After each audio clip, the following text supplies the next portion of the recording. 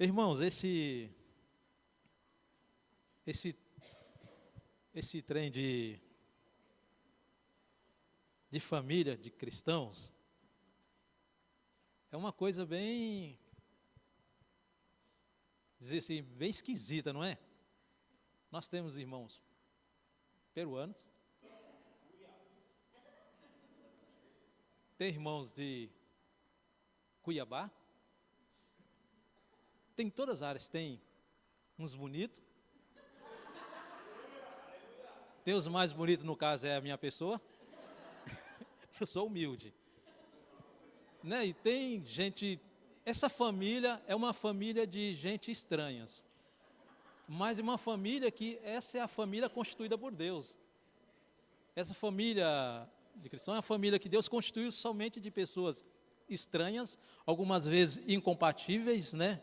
Com temperamento, personalidades, e Deus com a sua graça vai nos conduzindo, vai nos levando, e nós estamos aí. O pastor falou sobre Filipenses, aquele que começou a boa obra é fiel para terminar. Então, a carta dos Filipenses, irmãos, sabe que eu falo que é a minha segunda esposa. Se Lutero tinha Gálatas como a segunda, eu tenho a Filipenses. E eu gosto muito disso, porque eu sempre gosto de uma frase que diz assim: nós sempre estamos em manutenção. Tome cuidado, porque algumas vezes pode cair alguma coisa de nós e pode machucar. Então, tenha cuidado de não romper esse relacionamento, essa amizade, essa comunhão. Porque nós somos projetos inacabáveis ainda. Mas nessa caminhada, vão estar preparados, porque pode acontecer isso, mas o melhor é que a graça de Deus está sobre nossas vidas, e nós vamos aprendendo a tolerar essas diferenças, esse grau de dificuldade, às vezes um tem mais, outro tem menos, mas isso é a família que Deus tem colocado aqui. Amém? 1 Coríntios capítulo 11, por favor, 1 Coríntios capítulo 11. Nós estamos falando de um culto hoje em especial, então eu aproveitar esse ato que nós falamos de família, vamos tentar chegar a alguma conclusão a respeito de algumas coisas de família que Paulo nos ensina aqui na carta aos Coríntios a respeito da ceia do Senhor. Irmãos, os irmãos chegou aqui e falou assim, o que eu mais gostei, lembrei, é porque essa igreja aqui prega a palavra com verdade. Eu não quero estar na pele do pastor Douglas. Que responsabilidade. Amém, irmãos? Isso é bom demais a gente ouvir, e também a responsabilidade também agora pesou mais, né? Então eu vou continuar orando pelo pastor Douglas. Amém? Continuo orando por ele. Amém, irmão? 1 Coríntios capítulo 11, a partir do versículo de número 17, que nós vamos ler. Diz assim: ora, nisto eu declaro a vós, eu não vos louvo, porque não vos congregais para melhor, mas para pior. Porque primeiro de tudo quanto vos ajuntais na igreja, ouço que há divisões entre vós, e em parte eu acredito. Porque também é necessário haver heresias entre vós, para que os que são aprovados se manifestem entre vós. Portanto, quando vos ajuntais em um lugar, isto não é para comer a ceia do Senhor, porque ao comer cada um toma antes do outro a sua própria ceia, e um tem fome e outro está embriagado. Não tendes porventura casa para comer e para beber? Ou desprezais a igreja de Deus, envergonhais os que não têm? O que vos direi? Devo louvar-vos? Eu não vos louvo. Porque eu recebi do Senhor também o que vos entreguei, que o Senhor Jesus, na mesma noite em que ele foi traído, ele tomou o pão e, tendo dado graças, ele o partiu e disse: tomai e comei. Isto é meu corpo que é partido por vós, fazei isto em memória de mim. Depois, da mesma maneira, ele também tomou o cálice, depois de cear, dizendo: este cálice é o novo testamento do meu sangue. Fazei isso todas as vezes que beberdes, em memória de mim. Porque todas as vezes que comerdes este pão e beberdes este cálice, proclamais a morte do Senhor, até que ele venha. Portanto, Qualquer que comer este pão e beber este cálice do Senhor indignamente, será culpado do corpo e do sangue do Senhor. Mas examinai-se o homem a si mesmo, e assim coma deste pão e beba deste cálice. Porque aquele que come e bebe indignamente, come e bebe para a condenação si mesmo, não discernindo o corpo do Senhor. E por causa disso, muitos estão fracos e enfermos entre vós, e muitos que dormem. Porque se julgássemos a nós mesmos, não seríamos julgados. Mas quando somos julgados, somos disciplinados pelo Senhor, para não sermos condenados com o mundo. Portanto, meus irmãos, quando vos ajuntais para comer, esperais uns pelos outros. Mas se algum homem tiver fome, coma em casa, para que não vos ajunteis para condenação. Quanto ao restante, colocarei em ordem quando eu chegar. Os irmãos quiserem deixar a Bíblia aberta aí, pode deixar. Eu comecei falando sobre esse negócio de família de cristão, é uma família de um bando de estranhos, que Deus resolveu na sua graça juntar todos ali, e Ele sabia e sabe que ia haver algumas dificuldades, e sempre vai haver, mas Ele sabe tratar com esse tipo de coisa. E aqui nós vemos Paulo falando a respeito de algum problema que estava tendo na igreja de Corinto, a igreja que ele fundou ali, estava tendo algumas dificuldades. Ele recebia relatório, recebia o que estava acontecendo. E nos versículos anteriores aqui, Paulo já estava falando a respeito de autoridade do homem, a postura da mulher, como deveria se portar no culto, né? Aí ele vinha falando a respeito dessas coisas. Mas no versículo de número 17, ele dá um 360 graus, muda completamente. Porém, nisso eu não posso elogiá-los. Tem uma coisa aqui, que eu não posso elogiá-los. A igreja de Corinto era a igreja que, pelo menos que está registrada na Bíblia, que tinha ali todos os dons espirituais. Tinha dentro dessa igreja, todos. O que a Bíblia registra, que essa igreja tinha todos. Mas essa igreja era a igreja que mais tinha problema.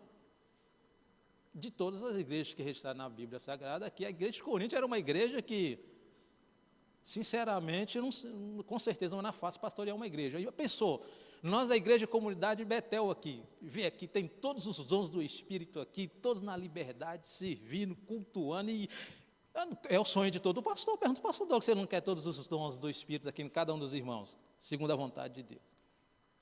Mas só que não estavam isentos da dificuldade que essa igreja tinha, os problemas que ele estava levando ali entre eles. E Paulo já deixa bem claro aqui no versículo de número 17, uma das coisas que ele estava tendo ali no meio da igreja, na comunidade dos irmãos. Paulo já começa reprovando essa igreja. Tem o negócio seguinte, vocês estão com alguns problemas ali, tem de imoralidade, tem coisas indecentes que acontecem no meio de vocês, mas tem uma coisa aqui que está me chamando muito a atenção. Vocês estão correndo um grave risco, vocês estão em perigo, aí a comunidade está em perigo. Qual que era? Quando os irmãos resolviam se reunir. O problema não está em reunir os irmãos se juntar para participar da ceia, dessa festa do amor aí, não tem problema nenhum. Aliás, até as propagandas que vocês fazem, o propósito que vocês estão divulgando por aí, é louvável, é bom. Por que vocês estão falando que vão reunir? Em nome de Deus? Para honrar o nome de Deus? Para edificar uns aos outros? Para ter uma edificação espiritual, ou você receber um consolo, ou receber algum consolo. Isso é bom demais, isso é louvável. Mas o relatório que eu recebi aqui é completamente diferente. Porque vocês estão se reunindo, às vezes, com um pensamento bom, mas a prática está levando vocês de mal a pior. Nós falamos que nos reunimos aqui na igreja, no culto, todos os domingos, ou quando tem alguma cerimônia, algum evento aqui, nós reunimos. Que maravilha nós ter reunido na igreja, que propósito é bom, nós divulgamos nas redes sociais da igreja, ou nas nossas também, e vem todo mundo. Mas quando vai passando o tempo, a nossa comunhão, esse ajuntamento nosso aqui, em vez de edificar, pode estar levando de mal a pior.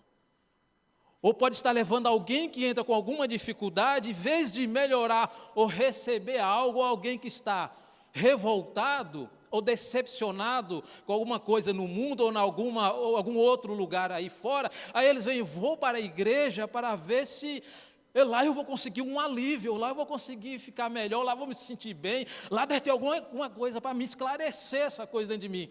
Mas aí quando às vezes nós nos reunimos, em vez de melhorar, pioramos. Alguns chutam o balde, não quer saber mais desse negócio não, eu já vim para a igreja pensando que era melhor, chega aqui é pior, aí quando chega lá os irmãos é pior do que eu ainda, não vou. A pergunta é, quando nós convidamos alguém para nos reunir para um café, ou para um almoço, ou para uma visita de alguém, isso está levando para o bem, está te conduzindo para uma coisa melhor, ou essas união que às vezes, esses encontros que às vezes nós fazemos, que falamos, que fazemos, em nome de Jesus, está nos conduzindo para uma coisa pior. Porque isso é sutil. Eu posso estar conversando com o Hirai, e eu chego, Hirai, vamos tomar um café? Vamos. Aí nós estamos numa conversa boa, como que a sutileza vem o Hirai falar de coisas que não presta, falar do Corinthians dele. Eu falei, cara, como está tão boa, vem um cara com essa conversa indecente, e não dá para ouvir isso. Isso é sutil e às vezes, quantas vezes eu posso estar reunido com um pastor, ou com alguém de uma família, e às vezes nós estamos com conversa boa, 10, 5 minutos, 10, 15 minutos de conversa boa, quando pensa que não, nós já muda de assunto, em vez de nós falar de coisas que edificam, nós estamos tratando de coisas que está levando a pessoa a pior. O problema não é o encontro, e às vezes nem o propósito do encontro, é o que está acontecendo nesse encontro. E Paulo fala aqui, o que vocês estão fazendo é pior. Vocês não estão edificando em nada, vocês não estão crescendo em nada, vocês não estão levando lugar nenhum. Então Paulo não reprova o encontro e a comunhão da igreja aqui, que isso é louvável, isso é legítimo. O que ele reprova é o que estava acontecendo nesses encontros. Abrindo aspas, não estou falando aqui para ninguém reunir e ficar no seu mundo isolado, não. Eu não estou falando isso. Eu estou falando cuidado quando nós nos reunimos e nós estamos tomando numa dimensão totalmente fora das Sagradas Escrituras. Será que naquelas conversas que nós temos com nossos irmãos em família, o que surge nessa reunião? Nessas conversas que às vezes nós estamos como igreja, às vezes num culto desse, ou às vezes num evento, às vezes começamos bem e terminamos mal, porque a nossa conversa e o assunto tomou uma outra direção. Então o problema não é isso, Paulo falou assim, o problema é o que está acontecendo nesse encontro de vocês aí. Não está levando nada bom, está reunindo cada vez pior.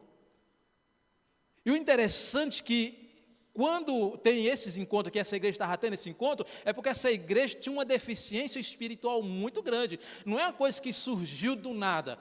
É porque esses encontros, às vezes, estavam expondo a miséria espiritual que estava escondida dentro do coração deles. Ô irmãos, aí eu me preocupo. Porque será que às vezes nós não estamos camuflando uma espiritualidade que vai de um culto de 1 hora, de 2 horas, às vezes um encontro de meia hora, de 1 hora de um café, e às vezes vai camuflar aquele sentimento de espiritualidade genuína de um cristão bíblico, quando pensa que não, aquilo, o verdadeiro eu que está escondido lá dentro, sai para fora, mostrando o declínio, a decadência espiritual que nós somos na realidade que está dentro de nosso coração. Será que se Deus, eu gosto de usar a palavra, será que Deus entrar dentro do nosso coração, porão do nosso coração aqui, e mostrar, e quando passar muito tempo de conversa, o que vai sair esses encontros que nós temos. Porque eu passar meia hora com vocês, 1 hora, meu irmão, você vai ver o homem mais espiritual e santo. Mas quando você passar a conviver e quando eu ou você tiver um pouco mais de liberdade, nessa liberdade, o que vai sair do nosso coração? Os cristãos aqui, eles estavam aproveitando a liberdade que eles tinham em Cristo para mostrar algumas coisas que eram terríveis.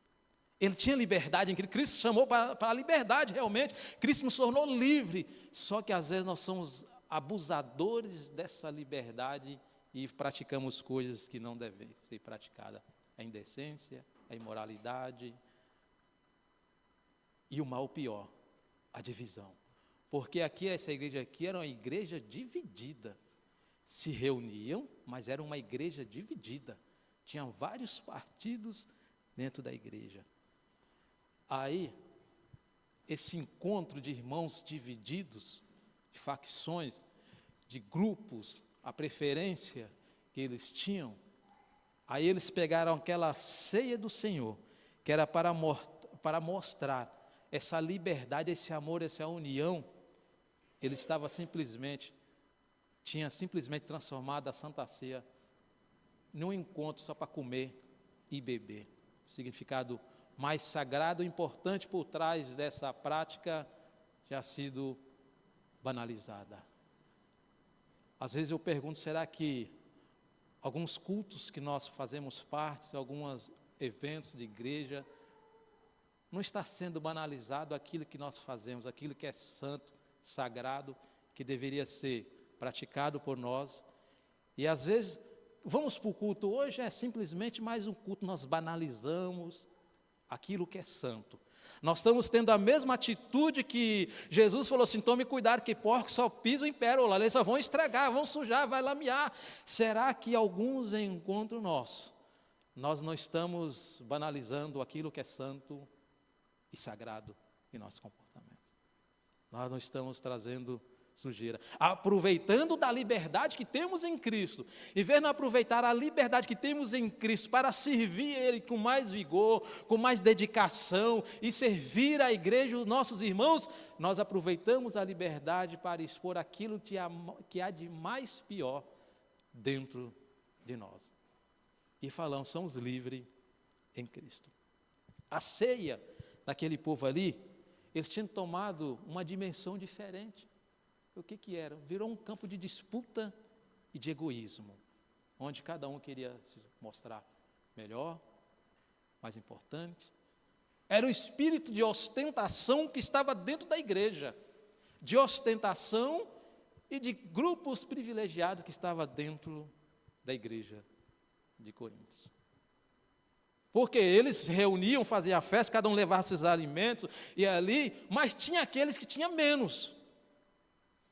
Só que aí o outro levava muita coisa, bastante, coisas mais valorosas, com certeza, mas eles levavam para ostentar e expor o sentimento ruim e perverso dentro do coração dele. Para ostentar, e nessa ostentação ele estava expondo aqueles mais humildes que não tinham nada.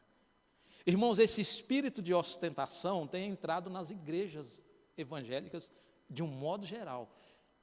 Tem entrado esse espírito de ostentação, mostrar que é melhor, superior, tem mais, faz mais, é importante. Isso é terrível. Eu confesso que não é as igrejas de fora, eu luto com isso. Não é só eu aqui dentro da igreja que luto com isso. Então nós devemos tomar muito cuidado o que nós fazemos, quando nós reunimos, com quem nós reunimos, o propósito de ostentar, e às vezes nós ostentamos aquilo que nós nem somos e nem temos. Vivemos um cristianismo de aparência. Nós expomos, gostamos de expor os outros, as misérias dos outros, os fracassos dos outros, os pecados dos outros. E às vezes nós usamos essa festa que nós falamos que é festa de amor, mas simplesmente para triunfar em cima dos outros, mostrar uma espiritualidade que às vezes nós achamos que temos e não temos. Aliás, tinha uma missionária Marinalva, numa pregação, ela falou com nós assim, tem gente que pensa que tem, mas não tem nada, e tem gente que pensa que não tem, e às vezes é esse que tem muito. E às vezes, será que nós não estamos ostentando, mostrando que tem alguma coisa? E às vezes Deus olha para nós e diz, pobre, miserável e nu, não tem nada dentro dele de espiritual nem genuíno. Porque as nossas atitudes, nossos encontros, estamos expondo coisas de nosso coração que está oculto lá dentro. Essa festa de amor tinha se tornado simplesmente um encontro social. Um encontro social. É um encontro social de ricos e pobres. Ricos versus pobres. É onde que eu vou ostentar aquilo que eu tenho, que sou, e vou envergonhar aqueles que não têm nada, aqueles pobres miseráveis, coitados. É isso que nós devemos tomar cuidado com, às vezes, nossos encontros, de todos os sentidos, se nós não estamos expondo a nossa arrogância e a nossa soberba. Isso é dentro da igreja, irmãos. Isso é dentro de uma igreja. A oportunidade, em vez de edificar, consolar, exortar, tinha se tornado algo que envergonha, traz escândalo e só leva à miséria da igreja e à miséria da comunidade que estava ali. Mas Paulo falou assim, vocês tomem cuidado, mas falou assim, sabe por quê? Que isso que é sagrado, que é santo aí, que vocês estão praticando, que deveria ser praticado corretamente, vocês estão praticando errado, não é algo que eu inventei, foi algo que eu recebi do próprio Senhor. Paulo fala assim, eu recebi o evangelho no livro de Gálatas, ele falou, eu recebi o evangelho do próprio Senhor, e ele fala, e quando eu recebi com essa coisa aqui, era a Santa Ceia, esse encontro como deveria ser.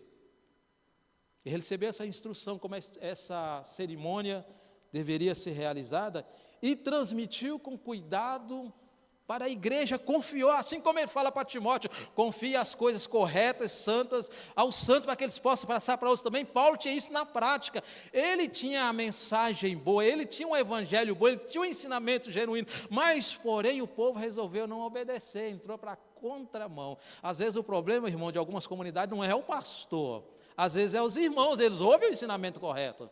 Às vezes o camarada é discipulado, é orientado, mas mesmo assim ele sempre toma a direção errada. Então a culpa não, às vezes nós temos mania de culpar sempre os pastores das igrejas, mas nós esquecemos de olhar se nós obedecemos o ensinamento bíblico que ele está passando para nós, se nós estamos colocando em prática ou não. Porque nós temos a tendência de sempre acusar, o pastor só prega, e prega que fala, pastor, e prega o que fala e fala o que prega. Mas aí as ovelhas têm que aprender também a ouvir aquilo que é santo e sagrado, do ensinamento das Sagradas Escrituras, e pôr em prática também. Aqui a igreja não colocava em prática. Amém, irmãos? Amém. Paulo falou assim, tome cuidado com isso aí. Por quê? Porque a Santa Ceia, quando eu recebi do Senhor, o Senhor falou que isso estava marcando uma aliança nova. Estava inaugurando um tempo novo. E esse tempo nós chamamos tempo da graça. Tempo da graça que se iniciou através da cruz. Morte, nascimento, morte, ressurreição de Jesus e o pacto da graça veio até nós. Nós estamos em um meio que nós somos todos miseráveis.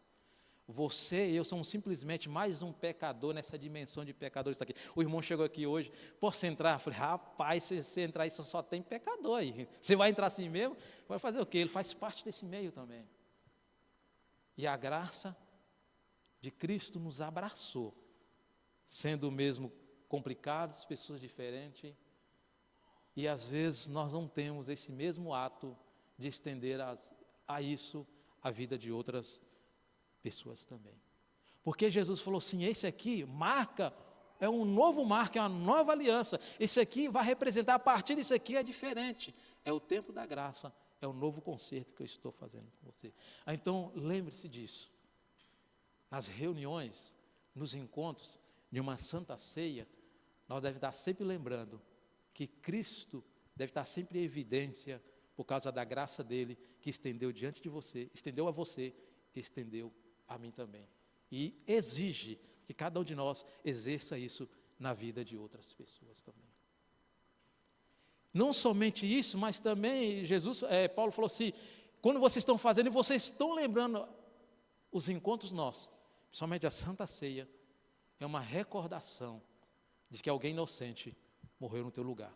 Você é pecador, nós somos pecadores, nós estávamos condenados, nós somos condenados com justiça por causa da justiça de Deus, mas um inocente assumiu o nosso lugar e morreu em nosso lugar, para que tivéssemos uma segunda oportunidade para viver eternamente com o nosso Criador, o nosso soberano Deus.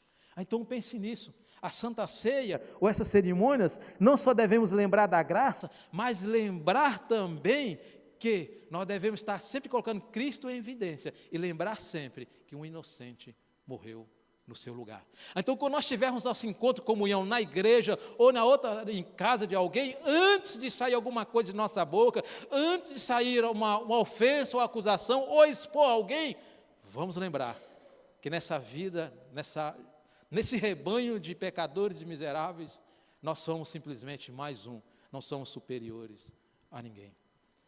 E a outra coisa é a Santa Ceia, esses encontros deve deixar o quê? Explícito, que alguém teve que morrer e teve que pagar o preço. Alguém morreu. Você não está aqui por acaso assim do nada. Lembre-se, numa Santa Ceia, alguém morreu. Alguém teve que morrer. Não foi uma coisa assim, não. Alguém teve que morrer, teve que pagar esse preço, para que você pudesse fazer parte desse corpo de Cristo, dessa igreja. Há um preço alto por isso. João fala assim, um preço muito alto, que ouro não compra nada, que é precioso compra o sangue do Filho de Deus, o sangue de Jesus Cristo. Mas a pergunta é, qual é o valor que nós estamos dando por esse sangue que foi derramado, por essa morte de alguém, qual é o valor que nós estamos dando a ela? Às vezes nós estamos difamando, às vezes nós estamos levando a coisa de qualquer maneira por aí. Lembre-se que a Santa Ceia é para trazer a lembrança que alguém morreu e foi um alto preço que foi pago por mim e por você. A Santa Ceia, ela deve produzir de nós não somente isso, mas ela também nos exige de cada um de nós examinar, não é a vida do próximo. Eu não tenho que examinar a vida do Anderson, nem o Anderson examinar a minha vida. A Santa Ceia, ela deve produzir em cada um de nós, ou no encontro nosso, examinar a mim mesmo. É a única coisa que a Bíblia dá autoridade para fazer aqui, julgamento, examinar, é a minha própria pessoa. Mas às vezes nós nos reunimos, examinamos, julgamos, sentenciamos, e às vezes nós até mandamos alguns para o inferno também, para os nossos encontros e nossas cerimônias, que deveria ser diferente, nossos encontros que nós temos por aí.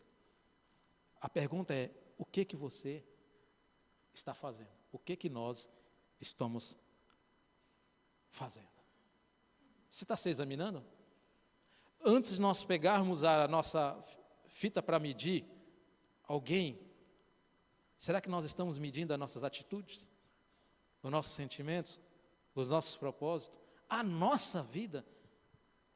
Porque nós às vezes temos a dimensão de ver todos em nossa volta, mas não temos um pouco de humildade para olhar para nós mesmos. E a Santa Ceia nos convida a examinar a nós mesmos. E o problema é que a ceia aqui da igreja de Coríntios estava tendo a oportunidade, não era para examinar a vida deles, eles estavam aproveitando para expor os outros mais a miséria e a decadência que os outros tinham. A Santa Ceia do Senhor, ela é um meio que Deus usa para disciplinar nós, quando nós temos a atitude de nos examinarmos. A Santa Ceia é esse momento. Porque o mundo já está condenado, a Bíblia fala que o mundo já está sentenciado. Mas a Paulo falou assim, mas quando nós julgássemos a nós mesmos, nós não íamos ser condenados com o mundo, mas nós íamos ser disciplinados pelo Senhor. E quem disciplina, quer que o filho mude, fique melhor, tome uma nova atitude. Disciplina às vezes é meio complicada para aceitar, às vezes até dói, mas quem disciplina, quem aplica a disciplina, no caso Deus aqui, é que Ele quer ver um bom desenvolvimento e quer você mais puro, quer você mais santo, quer ver você mais na vontade dEle. Hoje Deus está nos disciplinando aqui. Mas o bom é que Deus não virou as costas para nós. Eu conversando com o meu filho num serviço, eu falei assim, um dos julgamentos mais terríveis que Deus dá para o teu povo é quando Ele resolve largar o povo e deixar o povo fazer o que eles querem. Esse é o julgamento. Eu falei com ele, assim é quando o pai ou a mãe lava as mãos do filho, e o filho pensa que ele está livre para fazer o que ele quer, e está à liberdade. Não, isso é uma condenação, porque ele vai sofrer. Então não pensa, filho, ou filhos aqui, que quando seu pai e a mãe abrir mão de deixar a liberdade, não pense que está sendo bom, está sendo prejudicial para você. Deus fez isso com o livro de Romanos, deixou bem claro. Deus falou assim, já que você deixar honrar os outros, deixar honrar a mim mais os outros e animais por aí, então abre mão e deixe vocês andar no sentimento dos corações de vocês. Isso é um julgamento terrível, porque a pessoa se afunda cada vez mais. Mas o bom é que Deus não desistiu nem de mim e nem de você. Ele está nos disciplinando, Ele está nos puxando a orelha, Ele está nos exortando, mas porque Ele sabe, e Ele sabe o lugar, Ele sabe como que você deve chegar para estar conforme aquilo que Ele quer, a vontade dEle. Amém? Na Santa Ceia, irmãos, nós devemos tomar cuidado, porque o povo estava reunindo para comer e para beber, simplesmente. E a minha preocupação é que qual é o valor da Santa Ceia para nós hoje. Às vezes nós simplesmente, em encontro de beber um suco de uva e um pedaço de pão, nós banalizamos. Aquilo que tem os valores eternos e espiritual por trás da prática dessa cerimônia, da Santa Ceia, às vezes tem sido uma coisa, tanto faz, tanto fez para nós. Uma coisa sem sentido, não tem valor nenhum. A Santa Ceia tem valores eternos, tem princípios espirituais e aplicáveis em nossa vida. Basta nós darmos atenção devida para ela. Não foi por acaso que Deus deu essa ordenança para a igreja. Foi duas ordenanças que Jesus deu: batismo e Santa Ceia. E às vezes as pessoas levam isso de qualquer maneira. E a igreja que estava levando de qualquer maneira, que o povo simplesmente, nesse encontro de comelança, eles aproveitavam para beber e para comer. Era o espírito de bebedeira e de gula que estava dentro da igreja. Estava parecendo esse adaptado à cerimônia ao deus Baco, ao deus do Efésio, que era reuniu o culto a ele, era só simplesmente comer e beber, comer e beber, comer e beber, vomitar, comer e beber. E às vezes eu penso que nós também corremos o perigo de estar nesse mesmo comportamento, participando de uma Santa Ceia, participando de nossos encontros, só para comer e beber, comer e beber, comer e beber, mas o valor que está por trás dessa cerimônia, nós nem sabemos, esquecemos, nem lembramos mais disso. Na Santa Ceia deve despertar não o sentimento de que eu sou melhor e expor àqueles que é menos favorável. Uma Santa Ceia deve produzir em nós o sentimento de servir. O espírito de servir deve ser desenvolvido, trabalhado cada vez mais em nossa vida, principalmente numa cerimônia de Santa Ceia. Nós precisamos desenvolver isso em nossa comunidade. Nós precisamos desenvolver isso em nossas vidas. Quantos de nós simplesmente, foi tratado hoje, nos preocupamos em ser servido, mas o espírito de estar à disposição de servir a todos. Porque Jesus falou assim, não fica aí querendo mandar uns nos outros, não fica querendo se preocupar em querer ser servir, tem que servir em tudo, a todos. Mas nós não. Selecionamos a quem queremos servir, selecionamos o serviço que nós queremos fazer. Eu falei para meus filhos uma vez eles falaram assim, eu não sei qual é o meu ministério. Eu falei, seu ministério é onde que está precisando, até você entender qual é o teu chamado. Não onde está precisando, é você que tem que estar lá. Isso é servir.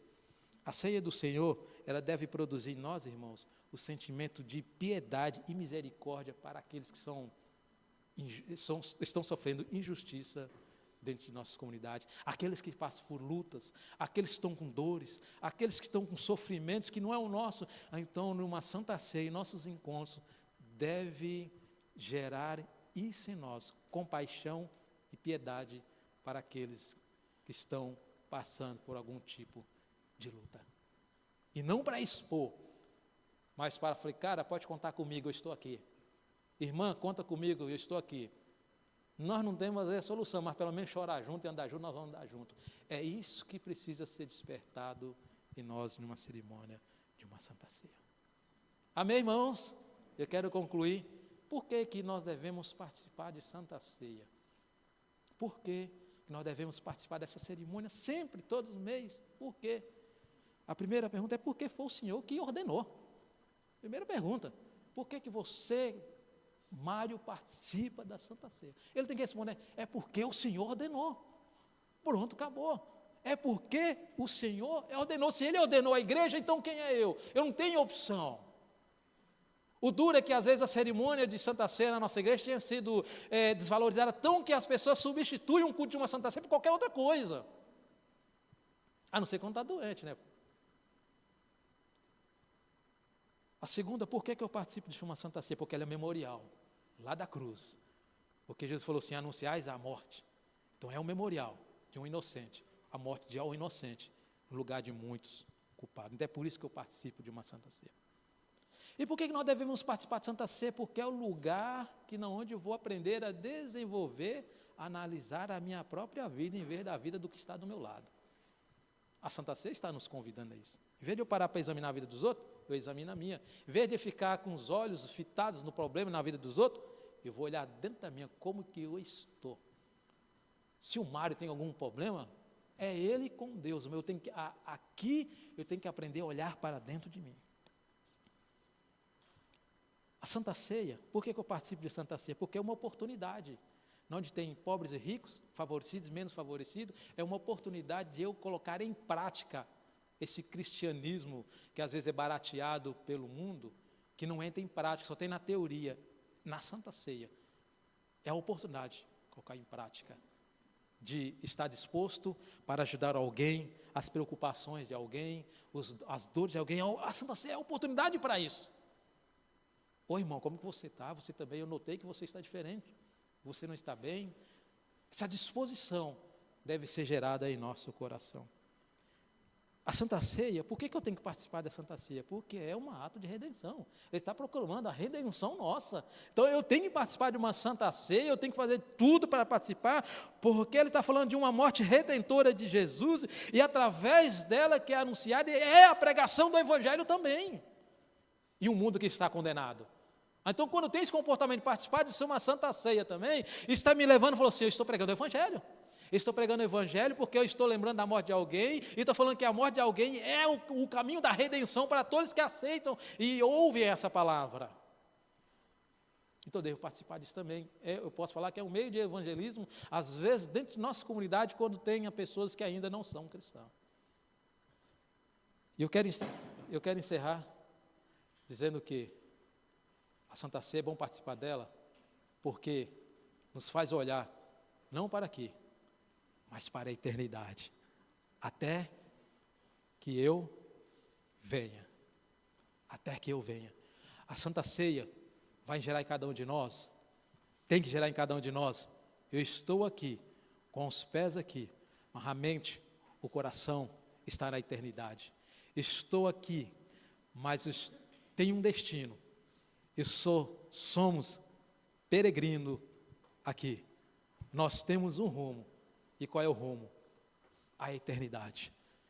Se a eternidade é esquecida, a visão, o propósito, o ponto de chegada, que a eternidade é esquecida em nossos encontros, em uma Santa Ceia, essa cerimônia está com problema. Ou o coração daqueles que participam dela está com problema. Se você, meu irmão, não se preocupa com a tua eternidade, com a eternidade daqueles que estão com você, e participa da cerimônia como se fosse qualquer coisa, a tua fé está com problema. Mediante a isso, eu quero chamar vocês para meditar sobre isso. E hoje nós vamos começar a cerimônia da Santa Ceia. E eu quero perguntar, como que você está? Por que você está participando? O que você entende por Santa Ceia? Esse encontro aqui que nós estamos. Você ainda não entendeu? Tem dúvida ainda a respeito? Qual a importância disso? Você ainda não conseguiu compreender? Converse com um pastor, tem um pastor aqui na igreja, converse com alguém. Mas explique porque tem valores espirituais e eternos por trás da cerimônia de uma Santa Ceia. Isso é uma declaração que você faz parte do corpo de Cristo, da igreja, que é lavada e remida no sangue do Cordeiro. Mediante essa palavra, eu quero convidar todos aqueles que vão participar de Santa Ceia, se coloquem de pé.